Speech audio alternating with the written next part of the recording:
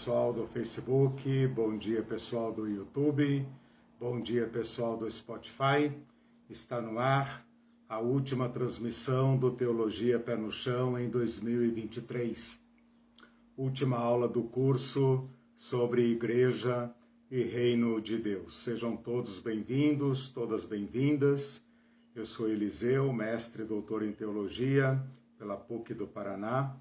E este é o canal Teologia Pé no Chão, um meio, uma plataforma que existe para transmitir conhecimento teológico de qualidade sobre assuntos de interesse comum, tanto de cristãos como de não cristãos, de modo a tornar a teologia um conhecimento que dialoga com a sociedade, que presta contas das suas crenças, que afinal, torna claro os temas e os valores do Evangelho de Jesus Cristo. Espero que seja um domingo bom para todos e todas as famílias. Esse é o último domingo de novembro. A partir de domingo que vem estaremos em recesso, porque já será dezembro e vocês vão se preparando, nós todos, né? Vamos nos preparando para o final do ano, para comemorarmos o final de mais um ano e nos prepararmos para um novo ano. Esse nosso canal faz 2 transmissões regulares por semana, uma transmissão nas sextas-feiras às 20 horas, que também já entrou em recesso.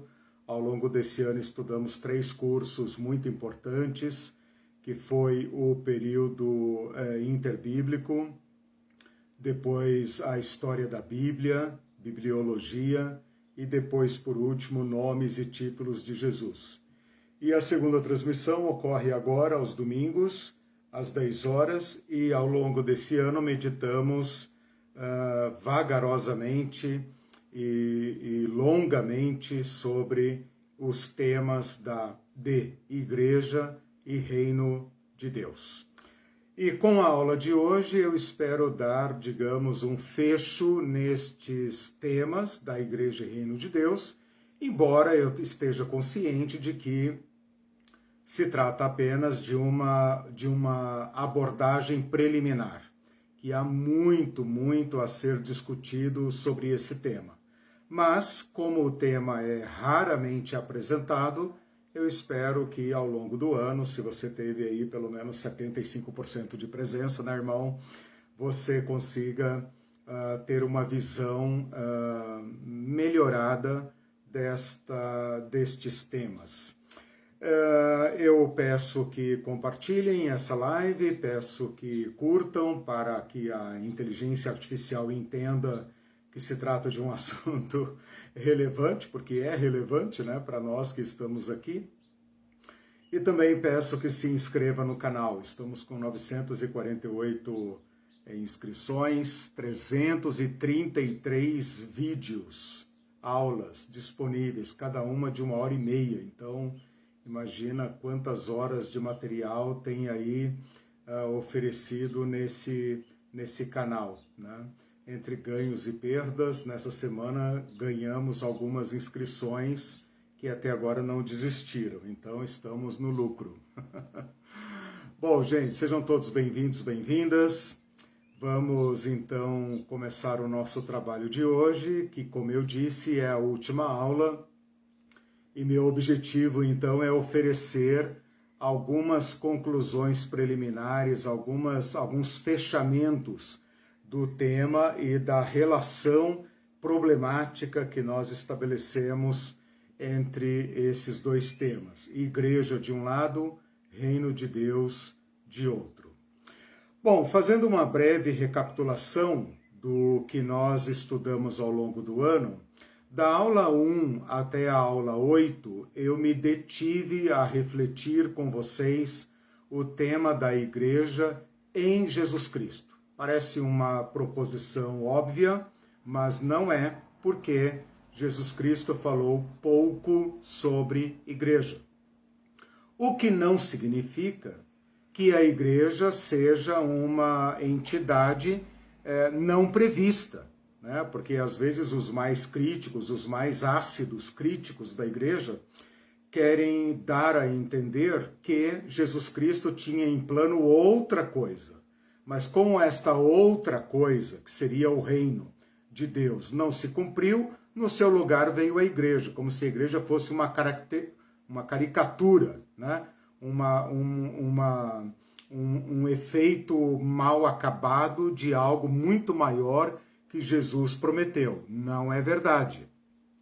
Se nós analisarmos o tema como fizemos ao longo do ano, nós vamos entender que esta crítica não corresponde aos fatos, né? Embora, evidentemente, a igreja tenha dado ao longo da história muitos motivos para criticar. Mas nessas aulas 1 a 8, nós estabelecemos um sentido original de igreja. E é justo que a gente faça isso, porque sem Jesus Cristo não há igreja. Então, para sabermos sobre igreja, nós precisamos consultar o seu idealizador, Jesus Cristo, né? E colher dele, das palavras dele, conforme foram registradas, a ideia original de igreja.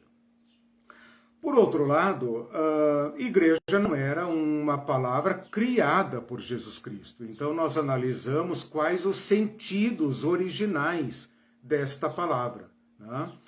Depois das aulas 8 a 16, nós debatemos a segunda parte do tema da nossa aula, do nosso curso, que é sobre o reino de Deus. E aqui a coisa é um pouco mais problemática. Por quê? Porque Jesus Cristo falou muito sobre o reino de Deus. E se ele falou muito sobre o reino de Deus e os discípulos aparentemente não tiveram perguntas, é porque eles entenderam o que Jesus estava dizendo.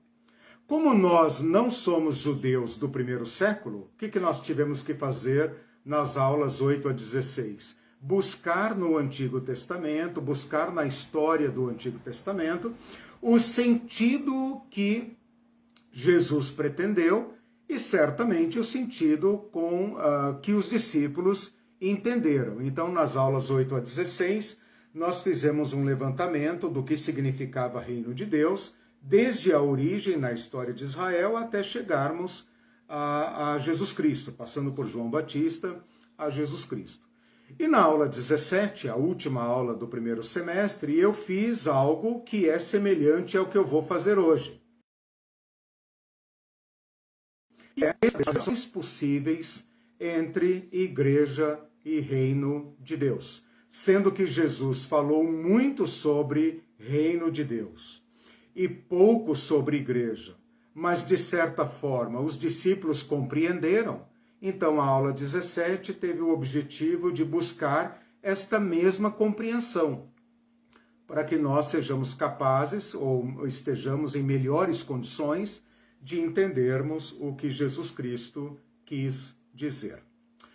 Bom, com isso, nós encerramos então a primeira parte do curso, fizemos um recesso no mês de julho e agosto e viemos então para a segunda parte do curso, a partir da aula 18, quando eu apresentei para vocês os problemas embutidos na tentativa de relacionar igreja e reino de Deus. Então as perguntas eram: igreja é o mesmo que reino de Deus? São sinônimos? Igreja é maior do que o reino de Deus? O reino de Deus é uma dimensão menor da igreja, menos importante? Tipo, o importante é ir à igreja. O reino de Deus é um assunto menor, como se fosse um departamento da nossa igreja. Igual a igreja tem departamento de assistência social, departamento de evangelismo, ela tem lá um departamento que cuida aí dessas questões do reino de Deus. Será que a igreja vai ser o cumprimento final de tudo isso? Será que a igreja é algo... será que o reino de Deus é algo que só existe aqui dentro, no meu coração? Será que o reino de Deus é algo que acontece só lá em cima, nas nuvens do céu azul? Jesus, afinal de contas, falou: meu reino não é deste mundo, né? E até hoje as pessoas repetem isso, sem entender o que significa mundo ali, né? Eu só não sei como eles conseguem interpretar meu reino não é deste mundo com a oração do Pai Nosso, venha o teu reino. Ora, vem aonde? A este mundo. Jesus trouxe o reino aonde? A este mundo. Mas mesmo assim, grande parte da cristandade, dos cristãos, dos evangélicos de modo geral, e católicos inclusive, pensam no reino de Deus como algo, três erros principais. Ou algo do Apocalipse, lá do escatom, lá do final da história, quando tudo isso aqui virar uma bagaceira, né? Jesus vai abrir as cortinas e vai fazer, implantar a era dourada. Ou então é algo lá de cima, para onde nós todos fugiremos, ou melhor, seremos arrebatados para, né? Algo lá de cima, um mundo platônico, abstrato, azul, flutuante, perfeito, né? Ou então nós pensamos em algo que é apenas intimista, individualista, tem a ver aqui com a minha fé pessoal, né? De certa forma, acho que os protestantes, os evangélicos, deram muita força a esta hipótese. Essas hipóteses se misturam entre si e elas compõem grande parte do que os cristãos creem. E então a minha tarefa nesse segundo semestre foi desconstruir estas heresias. Heresias é chocante, né? Porque heresia só o outro que tem, né? Nós não. Então, nós precisamos desconstruir essas interpretações equivocadas. Por quê? Porque elas têm profundo impacto no modo como nós cremos e no modo como nós cumprimos, exercemos, praticamos a nossa religião. Para responder esta problemática, que não é simples, pode parecer simples, mas não é, espero que vocês estejam convencidos disso. Para responder esta problemática, eu optei e ofereci para vocês as respostas contidas nas parábolas de Jesus, especificamente nas parábolas do reino. Então nós estudamos aí a parábola do semeador, a parábola do joio e do trigo, a parábola do fermento, a parábola do tesouro, a parábola da pérola de grande valor, a parábola dos talentos, a parábola dos trabalhadores na vinha, diversas parábolas, todas elas marcadas por uma característica. É redundante, né? Marcadas por uma característica. Todas elas com essa evidente e explícita característica. Todas elas têm esta marca, o reino de Deus é semelhante a que compararei o reino de Deus. Então vocês percebem que Jesus Cristo, nosso Senhor, se esforçou para nos deixar um material revelacional, né, que nos permita em qualquer tempo compreender melhor a sua mensagem. Fizemos isso até a aula 28, nas aulas 29, até a aula 27, na aula 28 fizemos um balanceamento sobre isso, e depois agora nas últimas 3 aulas, na aula 29, 30 e 31, eu estudei com vocês diversas passagens que nos instruem sobre o que significa entrar no reino de Deus. Se a gente pensa em entrar no reino de Deus como algo intimista aqui do meu coração, né? Entrar no reino de Deus tem a ver com a minha conversão. Se eu pensar no reino de Deus como algo do escatom, do Apocalipse, lá do final dos tempos, então esse entrar é um entrar físico-espacial, que significa meu deixar este mundo, deixar a história e entrar nesta era eterna do reino de Deus. Ou se eu pensar no reino de Deus como algo lá de cima, lá das nuvens, então entrar no reino de Deus é depois da morte, ou com o arrebatamento, quando Jesus vai fazer, segundo se acredita, esse deslocamento espacial, né? Tirar-nos daqui e nos transportar para lá. Com as explicações e com as lições que nós tivemos, eu defendi uma outra ideia, que esse entrar não é físico-espacial, não é deslocamento no espaço, mas é uma adesão, uma participação que demarca se eu aderi ao reino de Deus ou não. E hoje, então, depois desta segunda parte da discussão, depois desse segundo semestre, eu reapresento aquela aula 17, que foi a aula em que nós fizemos o cotejamento, a comparação, a discussão entre igreja e reino de Deus. Então, à luz do que nós estudamos nesse segundo semestre, com as parábolas do reino e com essas últimas aulas, eu reapresento, conforme foi prometido, né? Não tô mudando nada, porque a escola é minha, né? Não estou mudando nada, estou apenas cumprindo o que prometi, que depois de estudarmos estes temas, nós iríamos reapresentar a discussão para estabelecer algumas conclusões possíveis. Então, até agora, o que eu fiz? Eu fiz uma longa revisão do material, porque julguei necessário fazer esta rememoração a fim de facilitar o nosso debate hoje, né? A Irene não está aqui comigo hoje, não passou bem a noite, mas está bem agora, está dormindo, então vocês vão ter que me aguentar por 1h30, assim, no gogó, né? Eu estou atento aqui ao chat, conto com a contribuição de vocês aí, quem quiser e puder anotar algumas ideias importantes e tal, fique à vontade. Na medida do possível, eu vou consultando aqui o chat para a gente conversar ou responder algumas questões, tá bom? Só um minutinho para molhar o bico.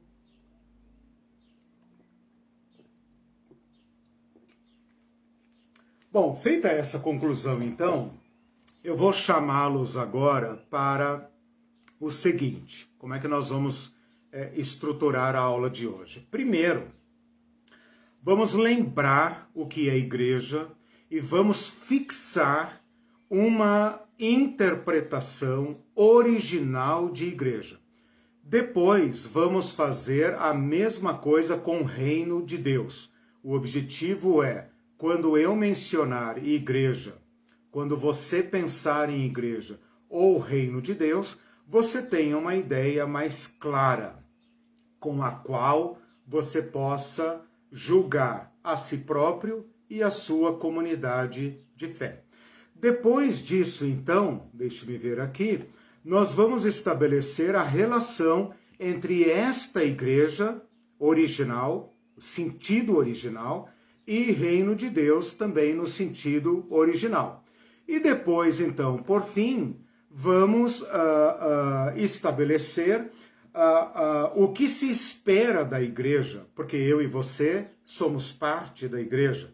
Mesmo que nos julguem desigrejados, né? Mesmo que uma certa parte da igreja nos acuse de termos abandonados a igreja, o que importa é que todos nós nos entendemos parte da igreja. Então, como a gente pode concretizar? Como a gente pode cumprir? Né? Como a gente pode obter uma sensação de certeza, de clareza na praxis da nossa fé cristã?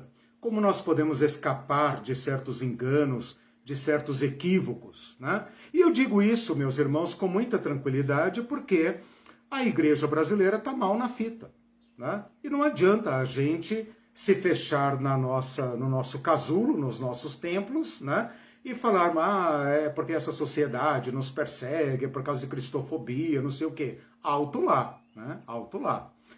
Nós somos todos convidados pelo próprio Senhor a nos julgarmos a nós mesmos, para não sermos julgados com a sociedade.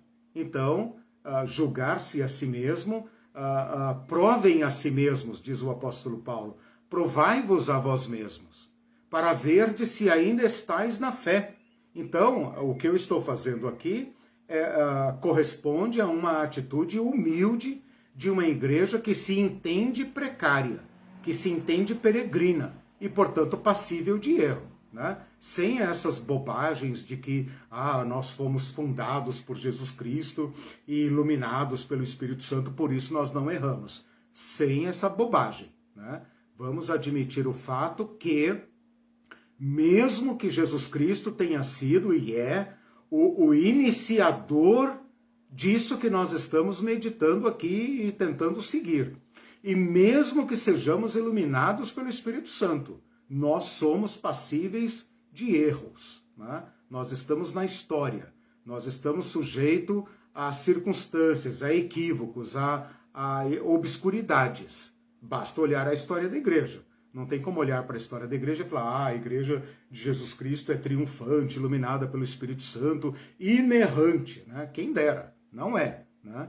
Então vamos vestir as sandálias da humildade, né? E vamos partir então para essa nossa aula de hoje. Bom, primeira coisa que eu queria fazer com vocês então, eu falei 3 coisas, né? Eu falo muitas vezes e me perco.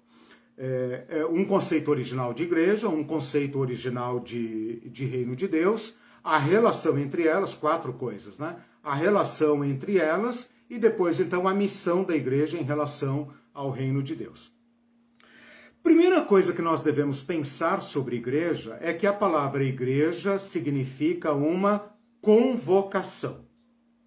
Então, eu acho que é isso que eu ia dizer e acabei não concluindo. Nós temos 2000 anos de história. Então, o conceito de igreja está firmemente estabelecido na nossa mente. Se eu falar em igreja, você imediatamente vai lembrar da sua igreja ou de um formatinho de igreja com torre, sino, o padrezinho lá, o pastorzinho, etc. Né? O órgão, o piano, a sacristia, os banquinhos, o púlpito, etc, etc. Isso para nós é igreja. Antes de tudo isso, antes da igreja evangélica, protestante, católica, etc, etc, antes de tudo isso, igreja significa uma convocação. E se é uma convocação, então há um convocador e há convocados. Aí está a ideia original de igreja. A palavra igreja já existia no mundo hebraico, como sendo o povo de Deus reunido.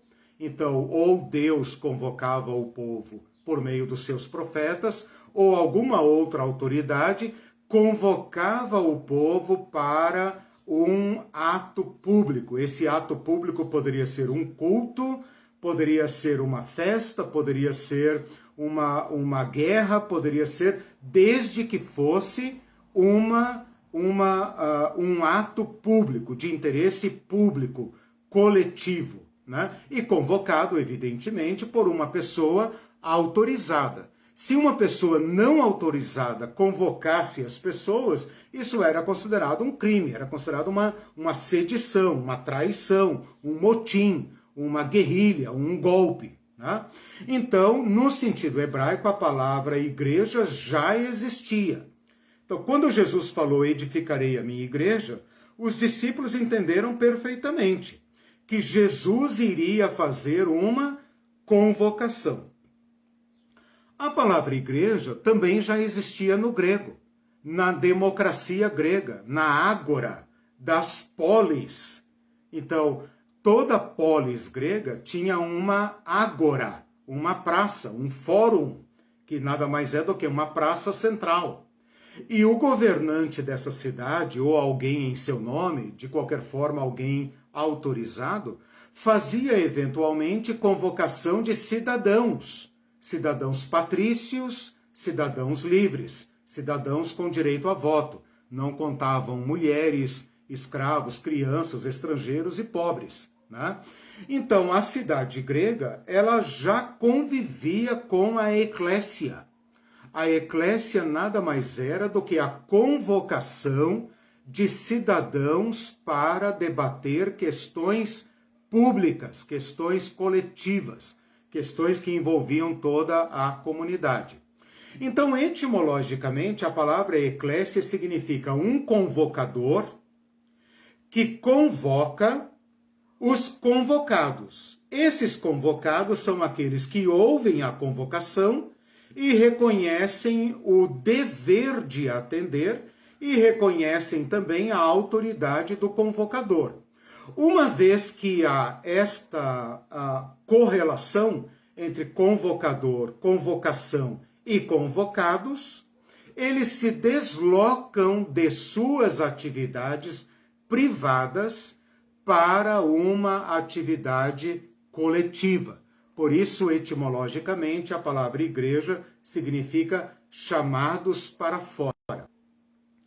Então eu proponho agora um sentido original de igreja. O que é uma igreja? Antes da fundação da sua e da minha igreja, antes dos batistas, presbiterianos, luteranos, anglicanos, católicos, ortodoxos e etc., antes de tudo isso, antes de Paulo, antes de Pedro, antes, lá em Jesus Cristo, o significado original de igreja é: Jesus Cristo é um convocador autorizado, cheio do Espírito Santo. O Espírito Santo desceu sobre ele, o autorizou da parte de Deus, e ele então estava legitimamente autorizado a fazer uma convocação. Quem entendeu Jesus com esta autoridade, quem viu nele poderes e legitimidade para fazer esta convocação, quem entendeu a convocação de Jesus Cristo, saiu de suas atividades privadas particulares e aderiu a Jesus Cristo. Quando se fez esta adesão a Jesus Cristo, ali estava presente a igreja no seu sentido original. Falta dizer aqui o conteúdo da convocação, porque não faz sentido uma convocação sem objeto. Chamar todo mundo à praça, né? Imagina o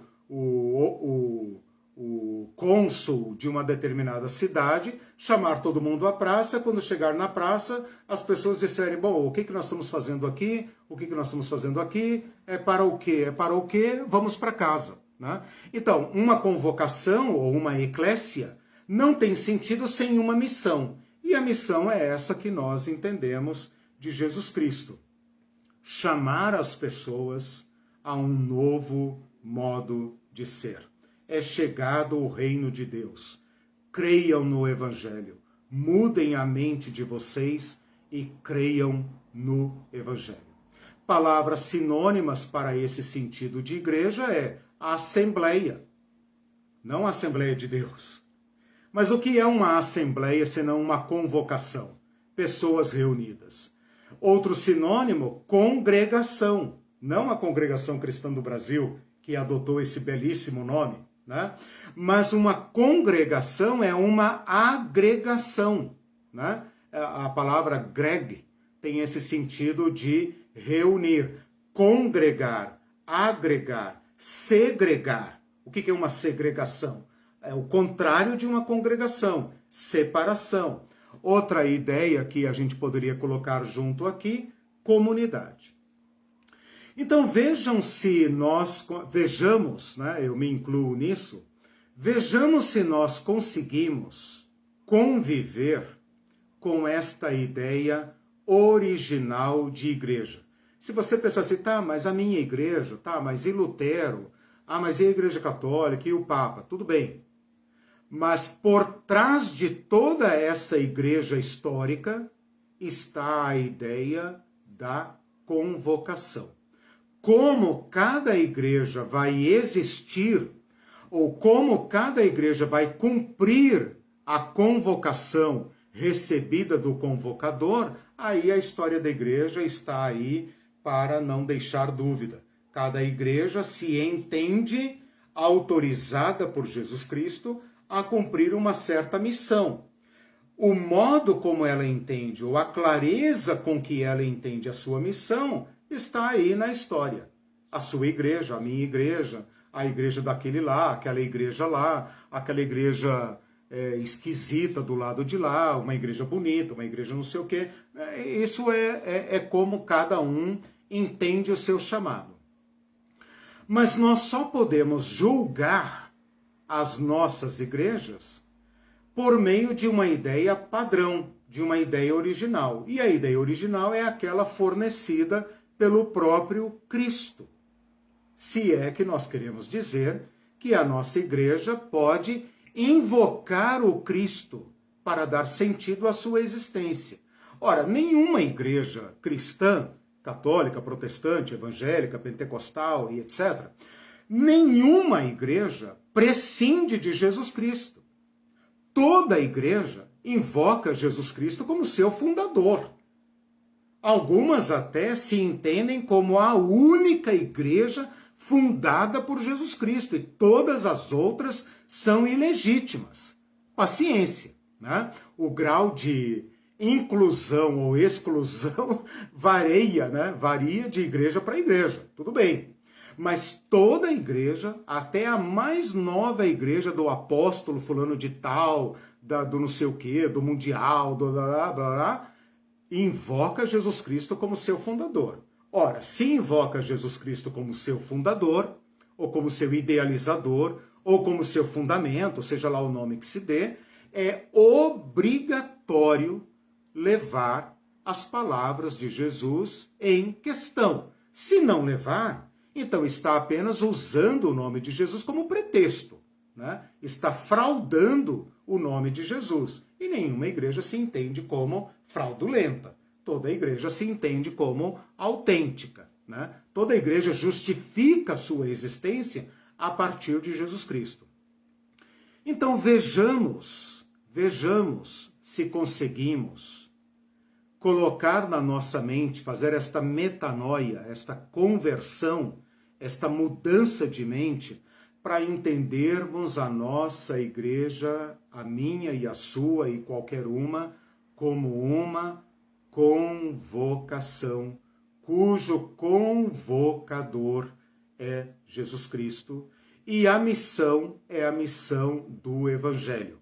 É claro que cada igreja entende sua missão de uma forma, tem igrejas que querem tomar o poder, querem tomar o Congresso, querem tomar o STF, querem tomar os conselhos tutelares, elas querem dominar o mundo, elas querem impor suas regras sobre o mundo. E tem igrejas que entendem que a missão delas é salvar almas para o céu e que elas quase flutuam no mundo e nenhuma questão mundana, secular, essas coisas de emprego, trabalho, ecologia, saúde, educação, saneamento básico, nada disso interessa para a igreja, porque a missão da igreja é salvar almas. Para vocês terem uma ideia do volume, né, da grandeza dos erros cometidos na compreensão do que significa ser igreja. Então, igreja é uma convocação. Uma convocação de quem? De Jesus Cristo. Para quem? Para quem nele reconhecer a autoridade para convocar. Tem pessoas que atribuem alguma autoridade a Jesus Cristo. Tem pessoas que pensam, Jesus Cristo é um bom homem, Jesus Cristo é um guru, Jesus Cristo é um cara legal, Jesus Cristo é maneiro, Jesus Cristo é um mestre, Jesus Cristo é um gestor, Jesus Cristo é um profeta, né? E dividem Jesus Cristo com outros profetas, tal. Então cada um ouve e vê Jesus de uma forma. Para nós cristãos, Jesus Cristo é único. Ele está num lugar em que ninguém mais está. E ele então tem uma autoridade legítima para convocar a humanidade. Convocar a humanidade para o quê? Para fazer cultos no domingo de manhã? Para fazer o quê? Programas de rádio e TV? Para fazer o quê? Aí que está, né? A igreja significa convocados para fora, para o quê? Então, essas perguntas exigem respostas à altura. Bom, estou vendo aqui o chat, posso continuar então, para estabelecer agora com vocês a segunda parte, que é um significado da palavra reino. Então, igreja igual convocação de Jesus. É isso que significa igreja. Tudo o mais que você pensar sobre igreja tem que ser julgado por esse sentido original. Convocação de Jesus à humanidade. Vamos para a segunda parte, então, que é um sentido de reino de Deus. Eu confesso para vocês que esse é um tema com o qual eu me debato. Eu, apesar de estar lendo e estudando o tema, eu me debato ainda para atualizar, para processar mentalmente uma ideia de reino de Deus. Então eu vou compartilhar com vocês até onde eu cheguei, né? até onde eu compreendo. Bom, primeiro, o reino é um sistema político, um sistema de governo baseado na autoridade de um rei. A monarquia é nada mais do que a evolução de um sistema de governo primitivo. Então, os primeiros povos, as primeiras famílias, os primeiros clãs, na medida em que foram se tornando ajuntamentos complexos, foram evoluindo quase que naturalmente, né? Quase assim, existem monarquias no mundo inteiro. Existem monarquias desde a Europa, a África, a Ásia, China, Japão, Américas e tal. Então, em todo lugar, parece que as sociedades caminharam para um tipo de autoridade centralizada num indivíduo que recebe diversos títulos, mas que, afinal de contas, é um rei. Então parece que toda a sociedade humana, se ela fez a evolução para um grande conglomerado, né, porque alguns povos se mantiveram pequenos, nômades, né, e não evoluíram para grandes aglomerações humanas. Mas, via de regra, ou pelo menos para nós estabelecermos uma ideia de reino, o reino nada mais é, estou simplificando, obviamente, para os nossos objetivos, o reino nada mais é do que um complexo, uma sociedade que se torna complexa, grande, e que precisa se organizar sob a autoridade de um só, para fortalecer a coesão do grupo, para garantir a ordem interna e para também garantir a defesa diante de outros grupos que também caminharam para o seu sistema monarquê, né? Governo de um. Ora, para termos governo de um, isso tem um custo para a sociedade. A sociedade é obrigada a abrir mão de nacos importantes da sua autonomia, da sua liberdade, do seu poder, para concentrá-lo num só. A única forma de erigir um governo único é se cada um de nós, ou a sociedade, abrir mão do seu poder, né? Como é que nós vamos transformar um homem dentre nós no principal, no único? A menos que eu ceda para ele o meu poder, a minha liberdade, em troca, em tese, né, de serviços que ele vai nos prestar. Ele vai nos garantir ordem, paz, subsistência, tranquilidade e tal. Então é uma troca, um arranjo político. Ocorre que os reinos, naturalmente, por causa dos conflitos entre eles, da disputa de bens naturais, quase que naturalmente, né, não vou dizer que todos, mas em grande parte, caminharam para se tornarem impérios. E o que é um império? Império é um super-reino, né? É um reino que se fortalece o bastante para atacar os demais reinos. Então, quando a necessidade de manter a ordem excede a dinâmica interna dessa sociedade e extrapola a um ponto que, por necessidade de recursos, por diversas questões de segurança, esse reino se torna, então, um super-reino, se torna um reino violento e agressor.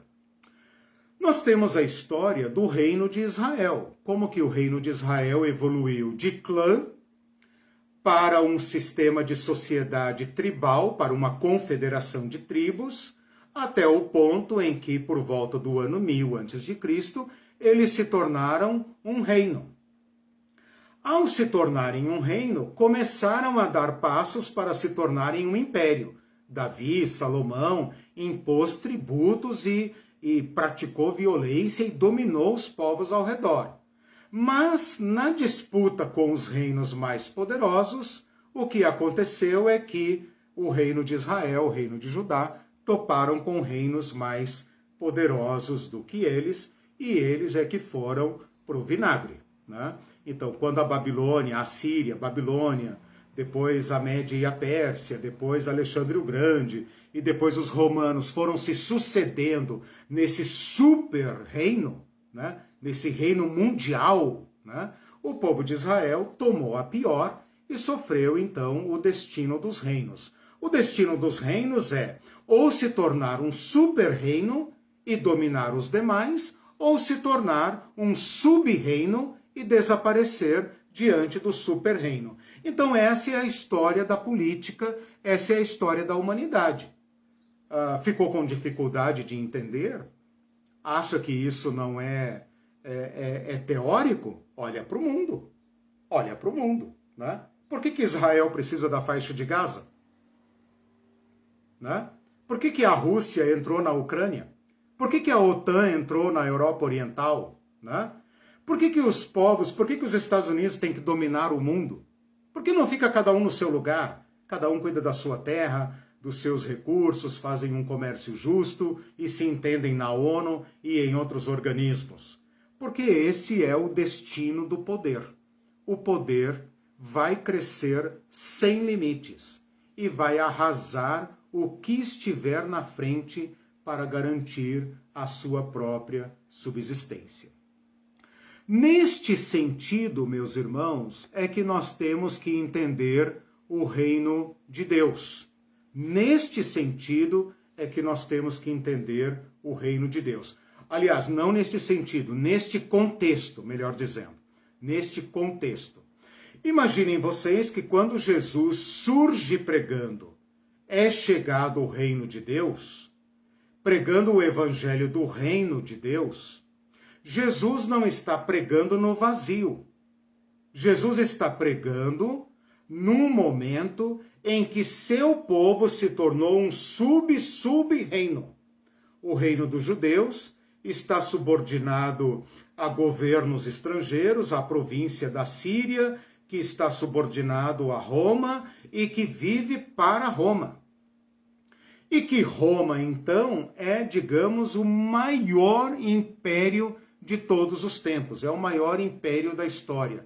É o grande império e que serve de modelo para todos os demais.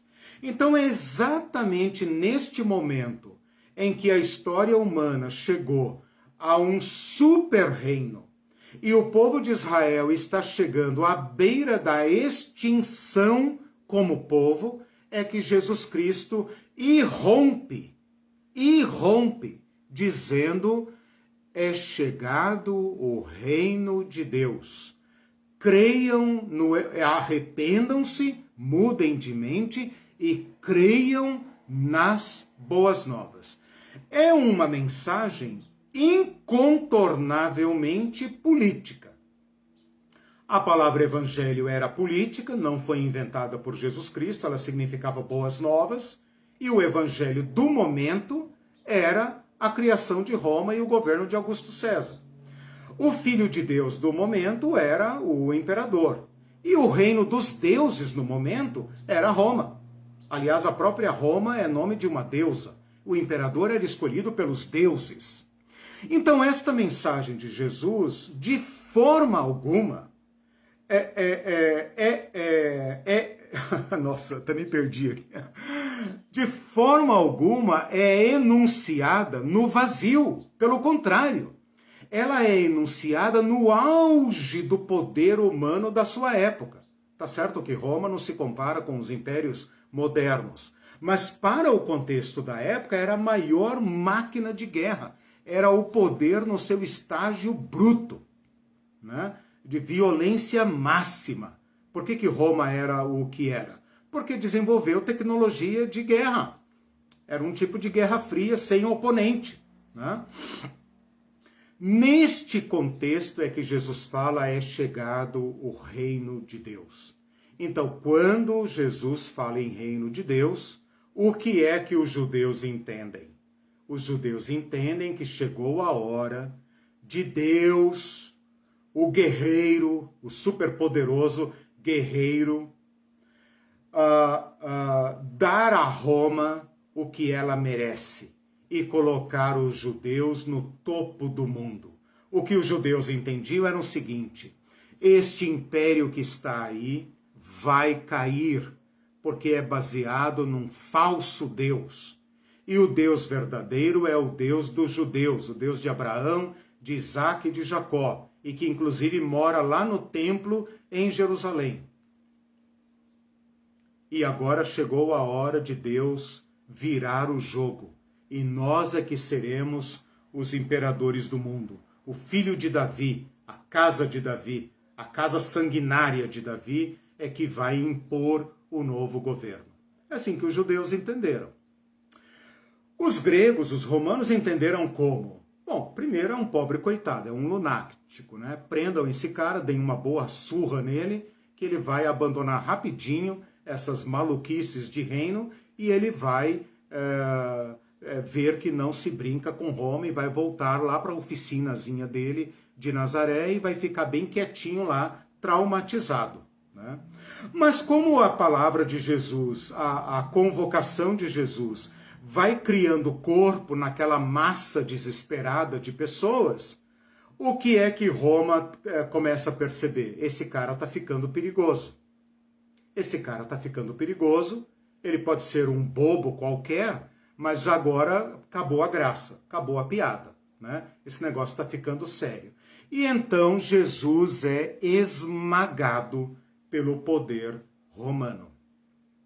E com esta sua máxima violência, Jesus enuncia no seu sangue, no seu corpo triturado, no seu sangue derramado, ele enuncia o fim da violência e o fim dos impérios humanos. Ele está dizendo com sua carne torturada, com seu sangue derramado, que acabou o império da morte e da violência. Então eu quero pensar no reino de Deus como um rasgo de Deus na história, como um ato de misericórdia de Deus que se faz carne e que sofre no seu corpo a máxima violência dos impérios que Roma encarnou, né? Jesus encarna o reino de Deus e Roma, o imperador, encarna a violência. E esses dois projetos humanos caminham em rota de colisão. E nesta colisão, Roma esmaga o reino de Deus. E, no entanto, Jesus ressuscita e o reino de Deus se introduz no Império de Roma e passa a anunciar um outro modo de ser, um outro modo de se relacionar, que é tão infinitamente superior ao império de César, que vence não apenas o que mata, mas vence a própria morte. Ou seja, a partir de Jesus Cristo, nós não precisamos mais ter medo daqueles que detêm a violência. Porque nem a morte mais nos apavora, nem o medo da morte, nem o instinto de sobrevivência nos detém. Ao fazer isso, Jesus rompe completamente com os sistemas políticos humanos, com as formas violentas de organização e nos introduz num reino de amor, no reino em que outra forma é possível e não é mais a forma da concorrência, não é mais a forma da violência. agora todos nós podemos ser quem somos. Não precisamos mais nos diminuir para criar essa bruta máquina de matar. Também não precisamos erguer pessoas acima de nós.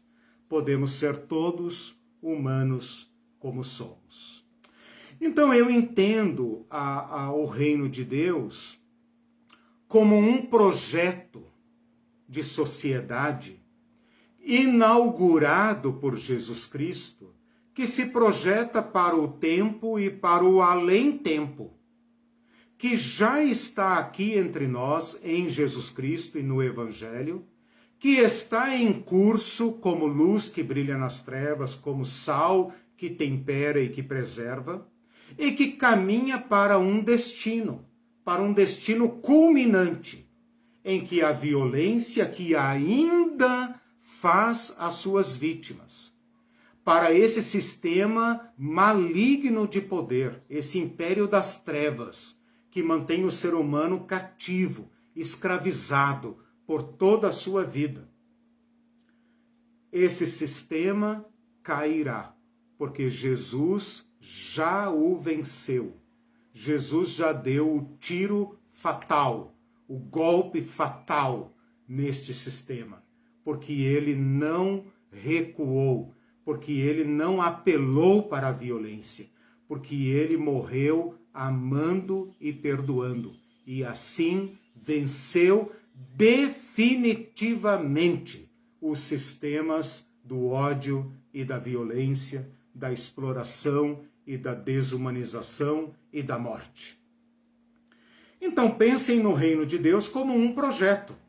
Como a palavra reino não tem sentido para mim, não sei se tem para vocês, para mim não tem, então eu penso em república de Deus, eu penso em sociedade de Deus, eu penso em projeto civilizatório, eu penso em humanidade de Deus, paraíso de Deus, eu penso em povo de Deus, e aí eu volto para as páginas da Bíblia, povo de Deus. Então, quando você ler a palavra reino de Deus, se ela parecer muito abstrata, como parece para mim, né? Porque nós não temos mais a experiência da monarquia, né? E mesmo as monarquias atuais são insossas, né? Elas não têm o significado de outrora, né? Pelo menos na maior parte dos países, fora raríssimas exceções, né? Que nós pensemos no reino de Deus citado por Jesus Cristo como um projeto, um novo projeto de civilização assentado em outras bases, não na base da competição mortal, na base da cooperação, na base do amor, na base do perdão, na base da graça, né?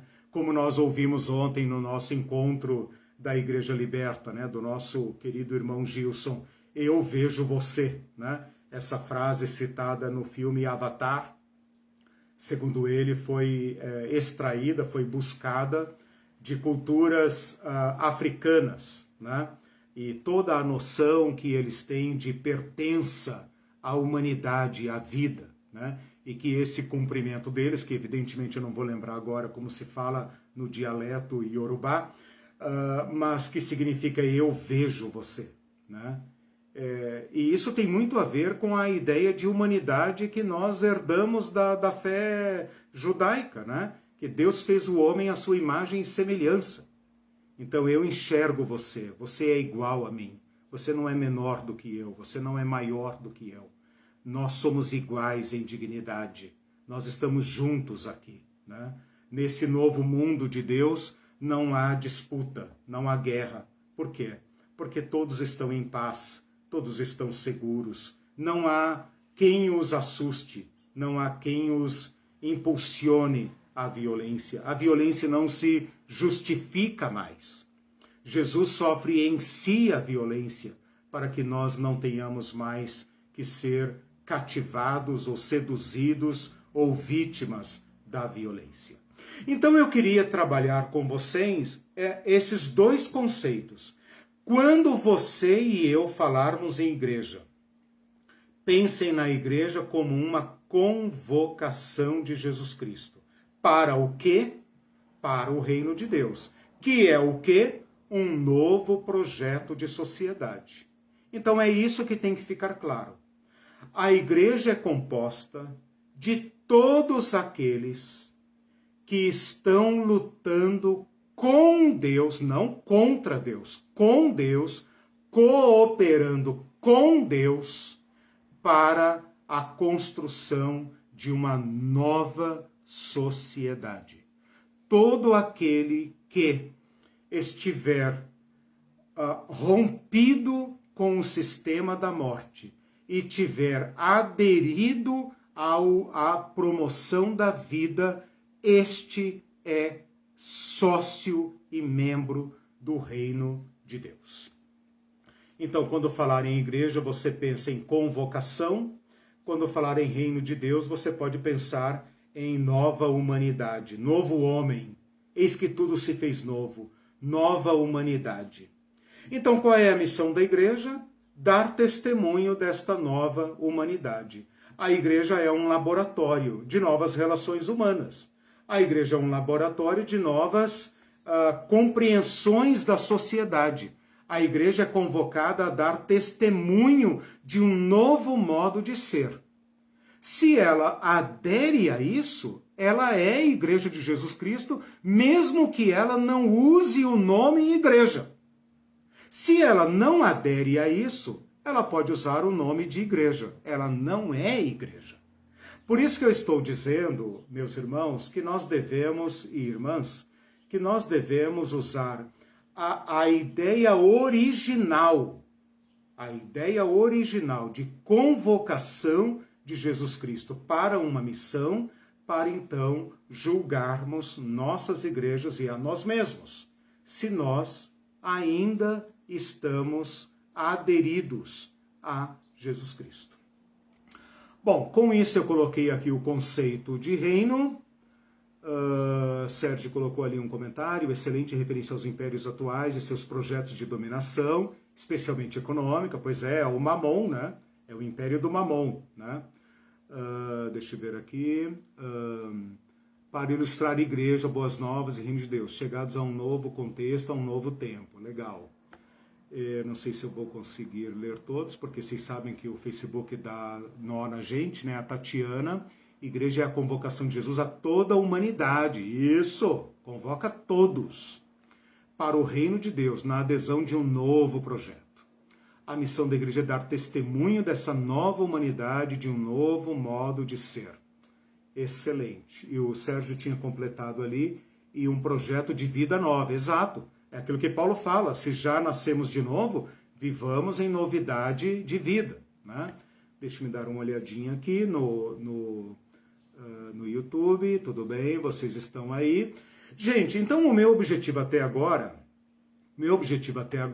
é expor e defender estes conceitos, né? Vamos traduzir a palavra igreja e a palavra reino de Deus em algo mais concreto, mais perceptível, mais assim palpável. Igreja é convocação.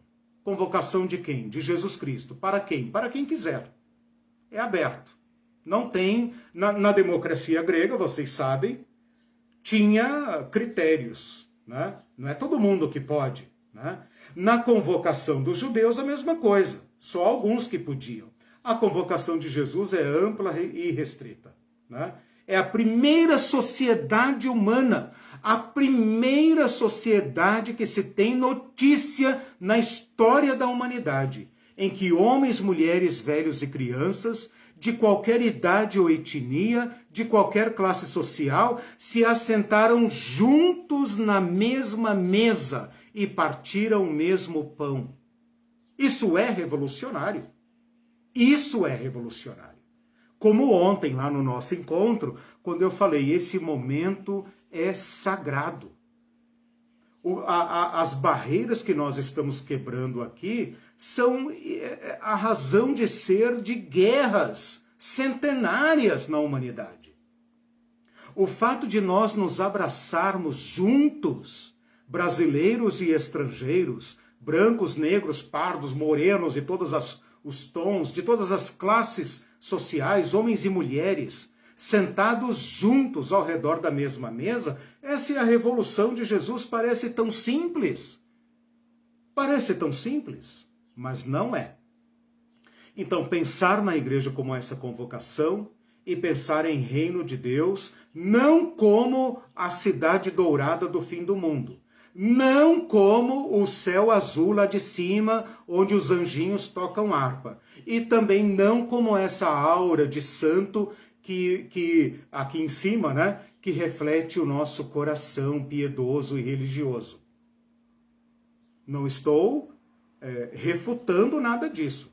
Estou dizendo que o significado primeiro de reino de Deus é uma nova sociedade, é pé no chão.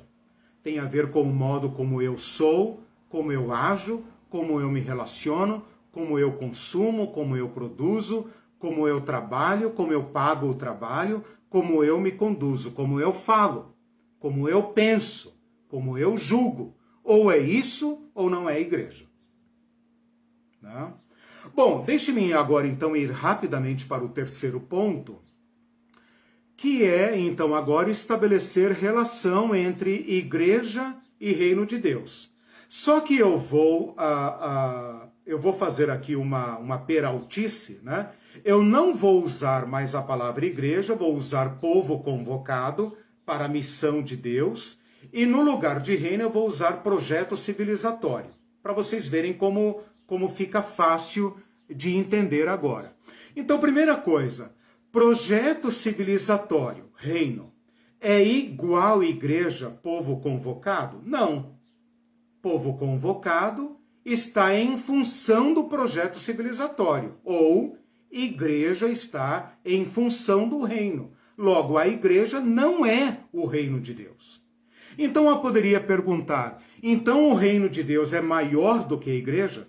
Então o projeto civilizatório iniciado por Jesus Cristo, o verbo que se fez carne, o novo, a primícia, o primeiro de uma nova humanidade, né?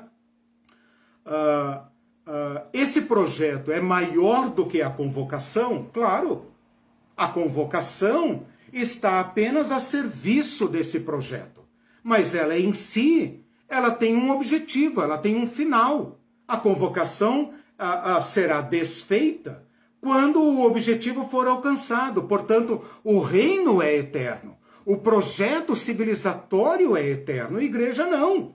A igreja é apenas uma missão. É a mesma coisa que convocar os jogadores da seleção brasileira, né? Meio ruim falar em seleção agora, né? Mas vamos lá, talvez é o exemplo mais claro, né? É a mesma coisa que fazer uma convocação. Esses jogadores saem dos seus clubes, de onde eles estiverem, se reúnem num certo ponto. Qual é a missão dessa convocação? A missão é disputar um certo campeonato, digamos o sul-americano, sei lá o quê, a Copa, né? Disputa a Copa, uma vez terminada a Copa, claro, eles sendo campeões, é desfeita a convocação, eles voltam para suas casas, porque o objetivo foi alcançado. A igreja também tem esse sentido, a igreja é uma seleção, é uma convocação, nesse caso aberta, obviamente, né? Não é como na seleção em que uns ficam de fora, outros, né, são chamados e tudo isso é disputado a tapa e a dinheiro, mas a igreja é uma convocação e ela vai existir até quando? Até que o projeto seja executado, cumprido, até que ele tenha derrotado a violência. Então é claro que o reino de Deus é maior do que a igreja. É o reino de Deus que dá sentido à igreja. É o reino de Deus que é o propósito da igreja. Né? O reino de Deus é menor do que a igreja? Não. Eu falei no começo, né? O reino de Deus é apenas um departamento da igreja.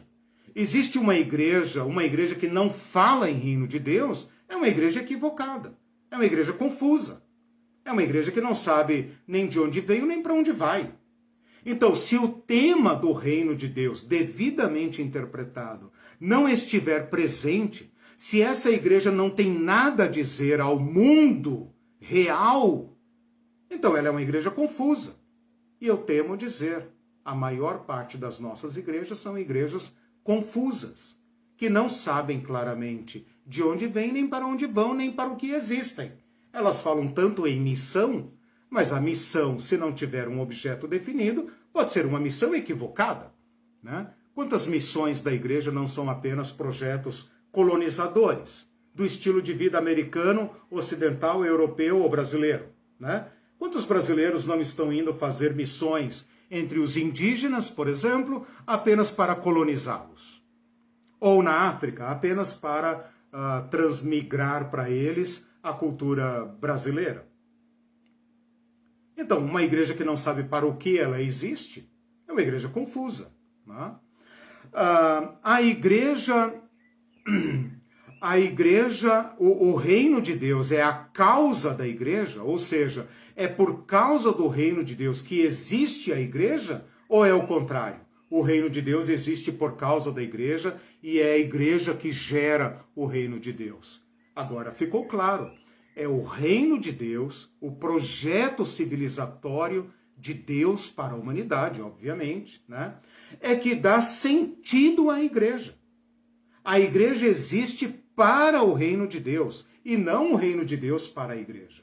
A igreja é sempre uma missão, uma convocação. É a missio Dei, missão de Deus.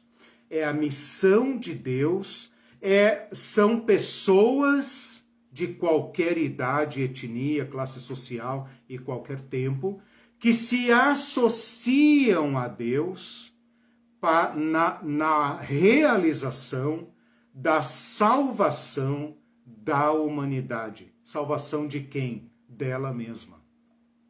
Porque se este curso da história não sofrer uma intervenção, nós nos autodestruiremos. Então, nós precisamos ser salvos. E a saída, segundo Jesus Cristo, está no amor, na graça e no perdão, e não na violência. Então, resumindo esse terceiro ponto, eu diria o seguinte: o grande objetivo de Jesus Cristo é nos salvar. Salvar de quem? De todos os nossos inimigos. E são muitos, sendo o maior deles a morte. A morte é aquele inimigo que tira todo o sentido da nossa vida e pelo qual nós somos escravizados. Somos escravizados por Mamon, somos escravizados por N senhores que dominam a nossa vida em troca de um palmo a mais, se eu pudesse viver um pouco mais. É por esta ansiedade básica que nós nos tornamos súditos de Mamon. E Mamon tem muitas faces, né? E está sendo adorado amplamente nas nossas igrejas, né? Igrejas mamônicas, de Mamon, né? Então é isso, meus irmãos. Se nós entendermos igreja como convocação de Jesus Cristo para o testemunho do reino de Deus, e por reino de Deus se entenda uma nova humanidade, aí acho que nós conseguimos descer das nuvens e assentar os dois pés no chão, né? Sente o seu pé e agora bate o pé no chão, é isso, né? Nós todos somos convocados por este homem, Jesus Cristo, a nos tornarmos sócios dele na construção de uma nova humanidade. Uma nova humanidade, um novo mundo, um novo céu, uma nova terra, uma nova criatura. Assim como trouxemos a imagem de Adão, assim também traremos a imagem do novo homem, Jesus Cristo.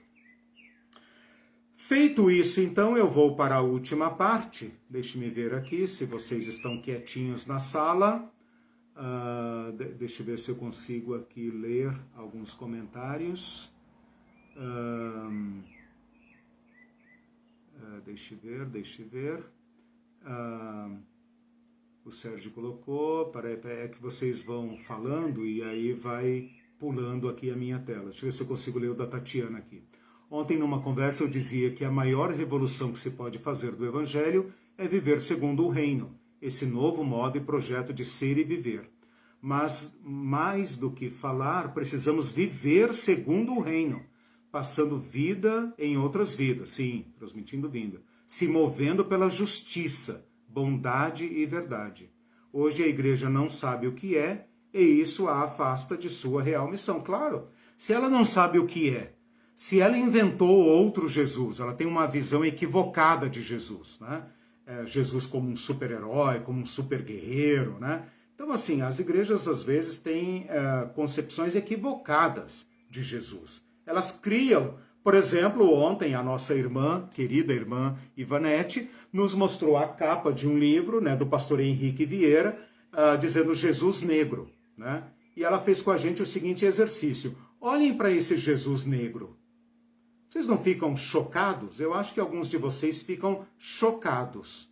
Vocês não podem pensar num Jesus negro. Negro.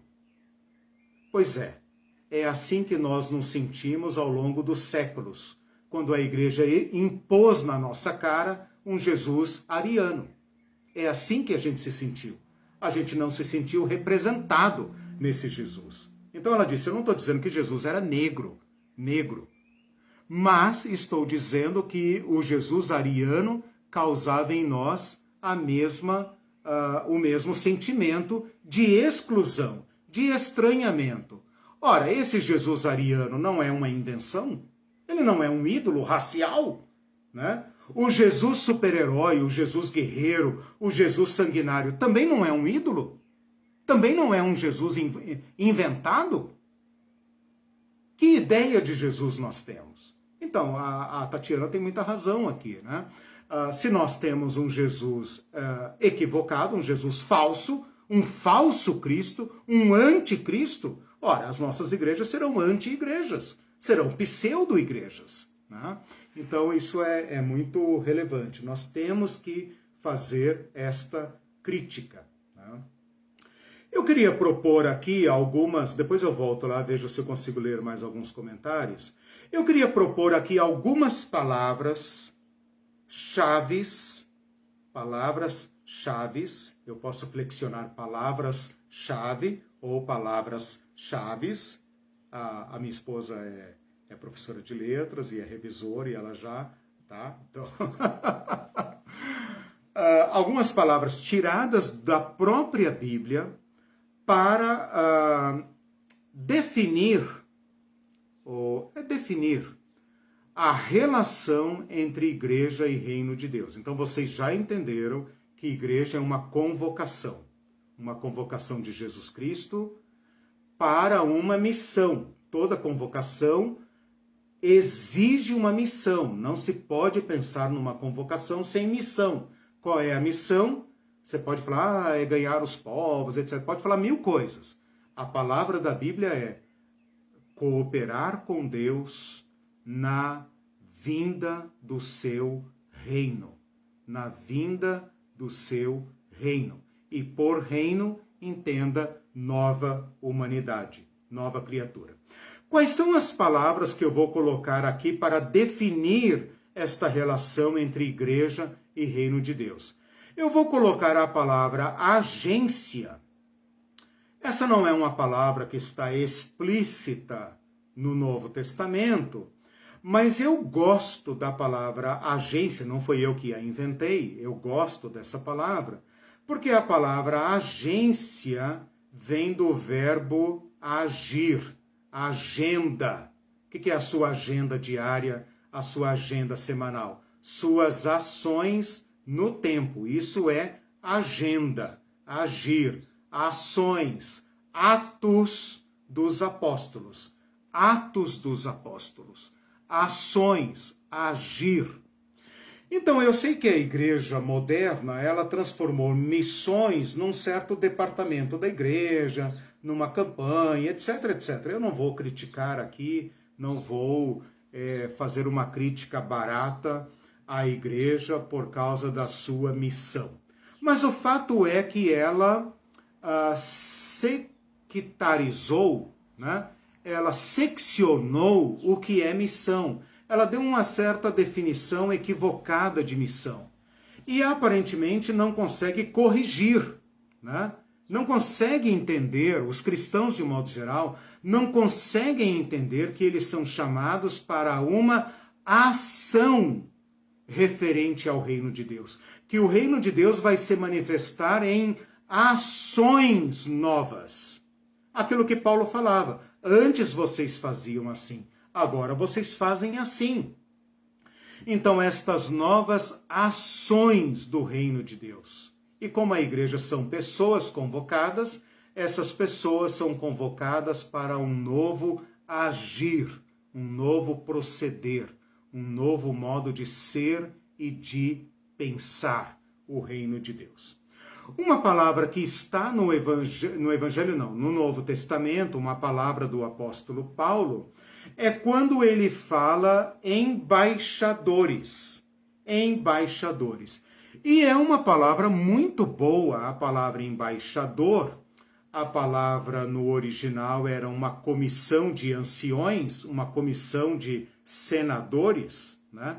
Enviadas por um governo a outro governo. O que define uma embaixada, o que define o sentido de uma embaixada, é que ela pertence a um outro governo, ela obedece a um outro governo, e ela está a serviço no território de outro governo.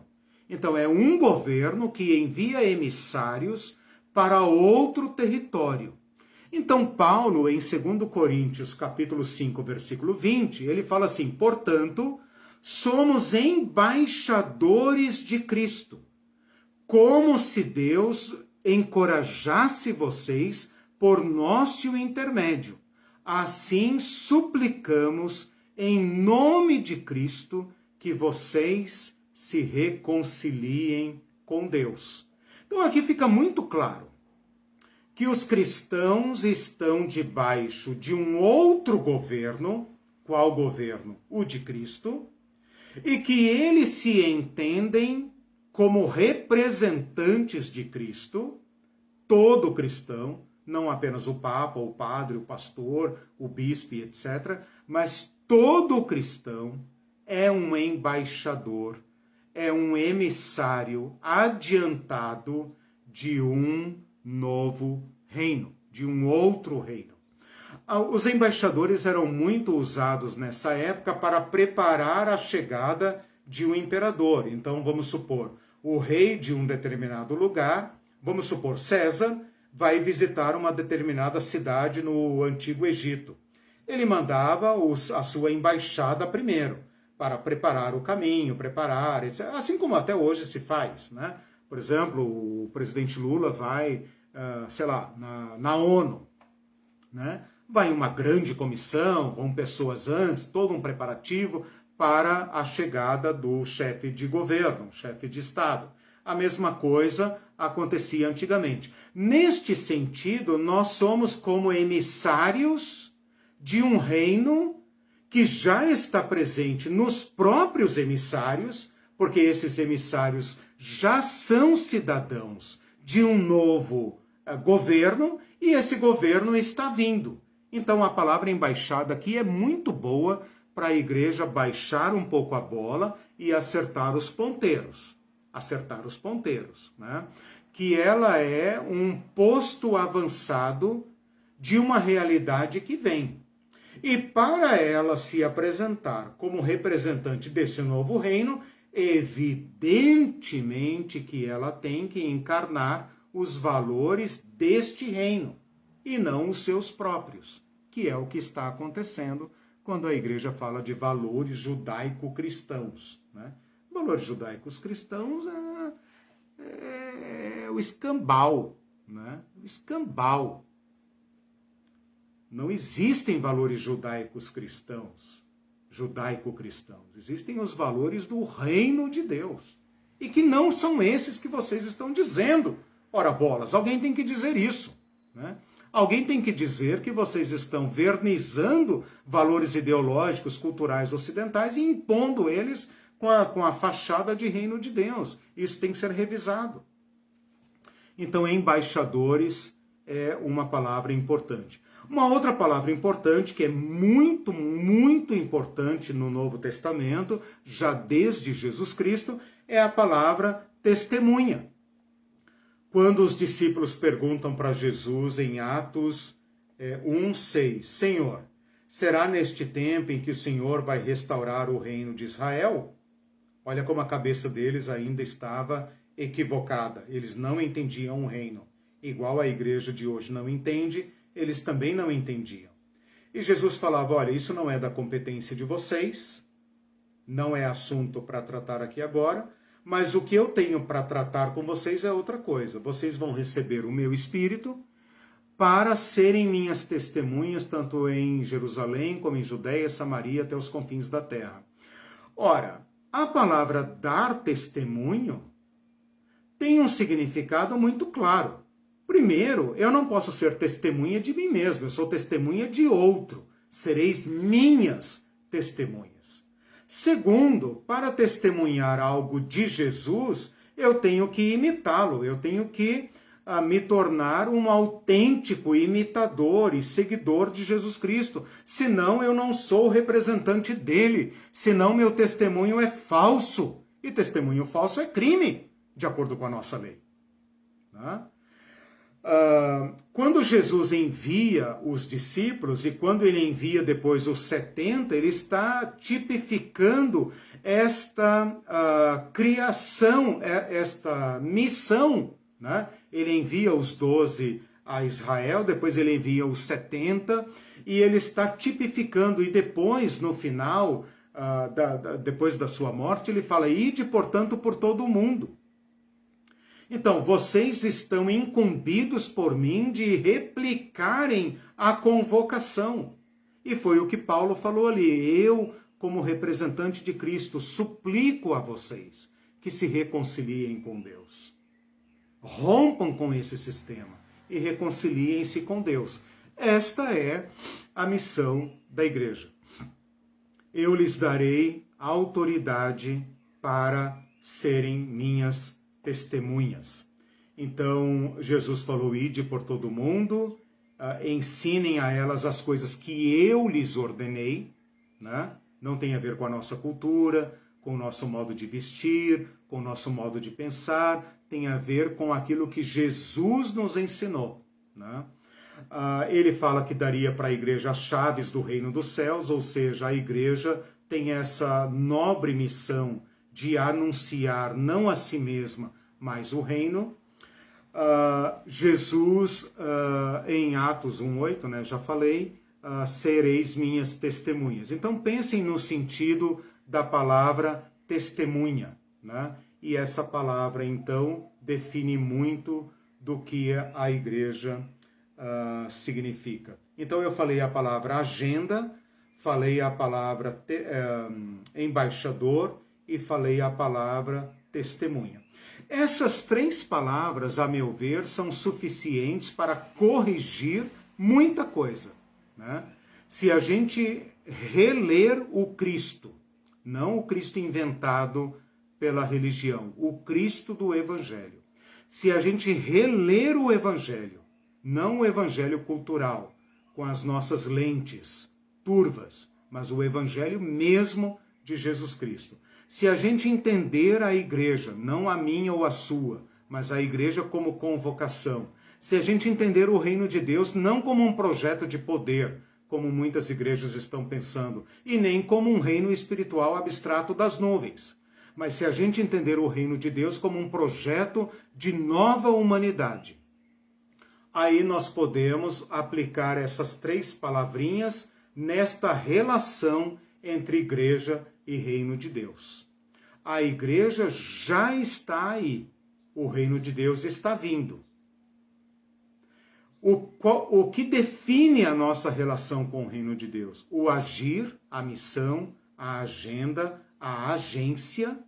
Nós só colhemos sentido a partir do reino de Deus. Toda a vida da igreja deve ser em relação a esta nova humanidade. Todas as ações da igreja, a liturgia da igreja, os gastos da igreja, a conversa da igreja, deve se voltar para uma nova humanidade. Isso não significa tomar o poder, como algumas igrejas querem, e estão investindo pesado nisso. Também não significa ignorar o poder, deixar o poder fazer o que quiser e pensar apenas no céu azul. Percebem o tamanho do problema? As igrejas que se tornaram partidos políticos traíram a Jesus Cristo. E as igrejas que fecharam os olhos para os problemas do poder e pensam apenas em salvar almas para o céu, também não entenderam Jesus Cristo. É necessário entender Jesus Cristo, é necessário entender a si mesma, é necessário entender o projeto de nova civilização. E então agir. E então defender os interesses desse Deus encarnado. E os interesses dele são os dele, não os da religião. São os dele. Ensinem essas pessoas a guardar tudo o que eu ensinei, tudo o que vocês viram em mim, tudo o que vocês ouviram de mim, até que eu venha, até que eu volte. E por fim, a palavra testemunha, que é uma palavra que vocês devem saber, uma palavra que se tornou sinônimo de mártir. Eu não sei se vocês todos sabem, ou pelo menos devemos nos lembrar, que a palavra testemunha no original é mártir, mártir. E que a violência contra as testemunhas de Jesus chegou a tal ponto que nós hoje usamos a palavra mártir para alguém que é morto, que sofre violência por uma causa. É mártir, foi martirizado. E para reproduzirmos a ideia de testemunha, nós deixamos o grego mártir e fomos ao latim. A palavra testemunha é latina. Tal a violência desplegada contra os testemunhas de Jesus Cristo. Então, o primeiro trabalho foi muito duro, a um ponto que mártir e testemunha se tornaram sinônimos. E para nós resgatarmos o sentido puro de testemunha, nós tivemos que recorrer ao latim, porque a palavra grega mártir, ficou reservada para martírio, morte de alguém por meios violentos, por uma causa que ele defende. Os cristãos inventaram o martírio. Aí vocês veem como que a coisa é pé no chão, né? Os cristãos inventaram o martírio. Uma última palavra que tem que ficar clara é o seguinte: a igreja é uma convocação de Jesus Cristo, portanto começa com Jesus Cristo. Essa convocação está aberta até quando o convocador quiser, ele não desconvocou, então a convocação está aberta. A qualquer tempo eu e vocês e todo mundo podemos perceber em Jesus Cristo o seu chamamento e atender. Até mesmo nós cristãos podemos atender de novo a este chamamento e reconsagrarmos nossa vida ao projeto civilizatório de Jesus Cristo. Podemos julgar nossa prática religiosa por este novo chamamento, por esta nova compreensão. Já o reino de Deus tem uma dimensão mais complexa, porque ele já veio com Jesus Cristo, está sendo testemunhado e apresentado por todo aquele que atende à convocação de Jesus Cristo, mas aguarda a consumação. Por isso não dá para responder aquela pergunta: o reino já veio? Somos nós, igreja, que temos que trazer o reino de Deus? Ou o reino de Deus vai descer das nuvens no final dos tempos? Na verdade, as três coisas são verdadeiras. O reino de Deus é Jesus Cristo, portanto, veio com Jesus Cristo, está sendo realizado não pela igreja, pelas igrejas, mas por todos aqueles que atendem à convocação, e isso inclui igrejas e desigrejas, né? E não anti-igrejas, mas inclui igrejados e desigrejados, mas não as anti-igrejas, obviamente, né? Que são inimigas da cruz de Cristo, como Paulo falou. E esta igreja anuncia algo que virá. Então, esta nossa fé profunda de que este projeto de Jesus Cristo dará certo, vencerá, e que por isso nós estaremos dispostos a sermos mártires, se for necessário, por este projeto civilizatório, sem jamais cedermos à violência do império de César. Jamais cedermos. Para entrarmos nesse reino, nós mesmos temos que mudar a nossa mente. E uma vez que a gente descobre o que Jesus Cristo propõe, nós estamos dispostos a dar testemunho disso em todo lugar. Com isso, são 11h31, eu vou terminando aqui. Agradeço imensamente a vocês que estiveram aí, as participações. Desculpem não poder ter lido todas. Tem uma aqui do Sérgio. Povo convocado por Jesus Cristo, igreja, sócios ou povo de Deus em missão para. Exatamente. E projeto civilizatório de Deus para a humanidade. Reino de Deus eterno, em amor, graça, perdão e comunhão. Ótimo. Excelente. Então é isso, meus irmãos. Muito obrigado por me ouvirem nessa longa aula. Nosso abraço, meu e da Irene. Um bom fim de ano para todos. Que seja um Natal maravilhoso, de renovação da fé, renovação da esperança. Um feliz 2024 para todos. Nós entramos agora em recesso, né?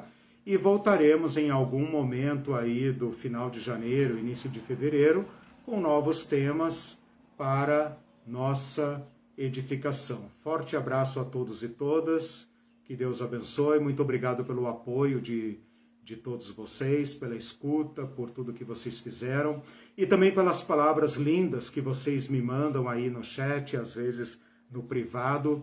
Eu tenho dito para todos e todas que esse retorno de vocês é o meu salário, né? Que eu amo fazer isso, eu e Irene amamos fazer isso, e que participar da fé dos irmãos, compartilhar com vocês, tem sido um grande privilégio para mim e para a Irene também. Deus abençoe, bom domingo a todos.